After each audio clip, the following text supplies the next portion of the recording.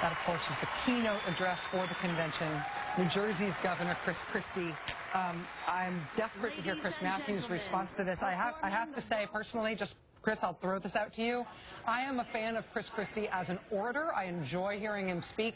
I think that he's a guy who brings a looseness to his political conversation that even when you disagree with him, it makes you want to pay attention, and I want people to pay attention to politics, so I like that about him.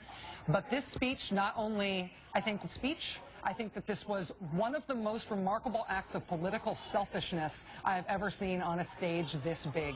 This was a 2,600-word speech in which he used nearly 1,800 of those words before he first said the name Mitt Romney. And as soon as he said Mitt Romney, he went back to talking about himself for hundreds more words. This was Chris Christie accepting the nomination of the Republican Party for 2016 because Mitt Romney wasn't even interesting enough to talk about in the keynote address that is supposed to be for Mitt Romney's nomination. I find this speech to have been totally shocking, completely opposite to what I expected. Well, it seemed to fit, however, perhaps more grandly into the whole pattern of tonight.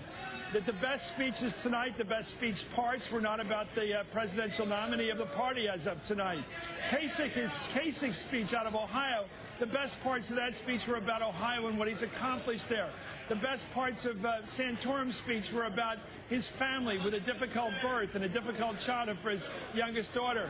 The story tonight about, I have to disagree about the quality of the speech. I think most pros will say that was a barn burner that we just heard from Chris Christie.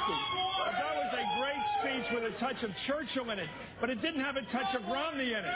I still go back to something that may sound painful to Republicans, but I saw a candidate for president tonight wheeled out as if he was a statue in the Hall of the Presidents in nearby Orlando.